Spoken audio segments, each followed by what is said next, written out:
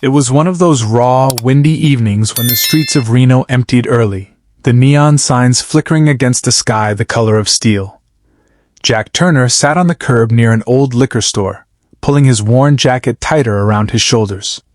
It wasn't much of a jacket, thin, patched, and more holes than fabric, but it kept some of the cold off. He had been living on the streets for nearly a year now, ever since bad luck and a few worse decisions had pushed him past the edge. Tonight he had exactly $8 left. Crumpled bills that felt heavier than cash ever had when he'd still had a home, a job, and a life. $8 meant a small meal, or a night inside the cheapest shelter. Either one would have made the night easier, but Jack had learned long ago that life rarely cared about what was easy. A deep rumble echoed from down the road, motorcycles, heavy and loud. Jack lifted his head. 3 bikes came into view, their chrome catching the streetlights. The men riding them wore leather vests with patches he recognized instantly. Hell's Angels. The lead rider, a big, scar-faced man with a braided beard, seemed to be struggling. His bike wobbled slightly, slowed, then came to a stop right in front of Jack. The rider cursed, kicked at the engine, and then swung off the bike with a limp in his right leg. Jack watched quietly. Most people stepped away fast when bikers like these rolled in. He didn't. He had nothing to lose. "You all right?" Jack asked.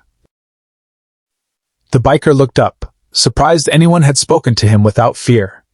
Up close, Jack saw the man's face was strained and pale. "Ran out of gas," the biker growled. "Gas gauge is busted. Closest station's 2 miles. Normally I'd walk it, but..." He tapped his swollen ankle. "Sprained it this morning." Jack hesitated for 3 seconds. Then he reached slowly into his pocket, pulling out the crumpled $8, his last $8. "You can take this," he said. "It'll get you a gallon or 2, enough to get you going." The biker stared at him, jaw clenched. "Man, you homeless." Jack shrugged. "Still don't mean I shouldn't help." The biker looked at the bills, then at Jack, then back at the bills. Something flickered in his eyes, something Jack didn't expect. Respect, maybe even shock.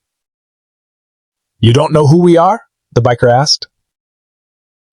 "I know exactly who you are," Jack said, "and I know what it feels like to need help." The man slowly took the cash, like it was something fragile. "What's your name?" "Jack." "I'm Rocco," the biker nodded once. "I'll be back." Jack smiled faintly. "You don't have to return it." Rocco narrowed his eyes. "I always pay my debts." He limped off toward the gas station, the other 2 bikers walking with him. Jack leaned back against the wall, hugging his arms around himself as the night slipped into a deeper cold. He didn't regret giving the money away. He figured something out. He always did. About an hour passed. The liquor store closed. The street quieted. A few cars rolled by, but none stopped. Jack was dozing lightly when the rumbling returned. This time it wasn't 3 motorcycles. It was dozens. Dozens. The sound grew until the ground vibrated. Jack sat up straight, alarmed. One by one, bikes rolled into the street, headlights glaring, engines thundering like a storm. 10, 20, 50. He lost count. People inside nearby apartments peeked through curtains, stunned. At least 300 Hell's Angels surrounded the block. Jack's breath froze. What did I do?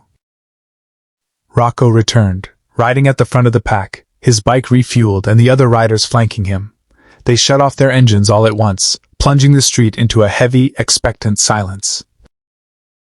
Rocco stepped off his bike and walked straight toward Jack. "You gave me your last money," he said. "No one does that. Not for us. Not for anybody." Jack swallowed. It wasn't a big deal. To us it is. Rocco turned to the massive group behind him. "Brothers, show him." One biker stepped forward and set down a large paper bag. Inside were 3 hot meals. Another biker placed a thick sleeping bag next to it. A third laid down a weatherproof backpack stuffed with supplies. new boots, gloves, socks, and a heavy winter coat. Jack looked around, stunned as item after item appeared. Gift cards, blankets, even a prepaid motel voucher for a full week. Rocco, Not done, Rocco said. Two bikers walked forward carrying a small lockbox. They set it on the pavement and opened it. Inside was a stack of bills. We took a collection, Rocco said. Wasn't hard. Everyone chipped in. You gave $8. We're giving back a little more. Jack stared, speechless. How much is that? About $4,000, Rocco said. Enough to get you off the streets for a while. Maybe start over. Jack's throat tightened. He tried to blink away the sudden burning in his eyes. I don't know what to say. Say you'll use it, Rocco replied. That's all. Jack nodded slowly, overwhelmed. I will. Rocco gave a small grin. Good, and if anyone bothers you out here again, anyone at all, he turned, pointing at the sea of leather-patched riders. You tell him you're a friend of the Angels. A few bikers cheered. Others revved their engines in agreement. It sounded like thunder cracking open the sky. Jack stood, still shaky, as Rocco stepped closer. You know, Rocco said quietly, most folks see us as monsters, troublemakers, outlaws, and maybe some of us are. But respect, real respect, shows a man's true heart. You showed me yours.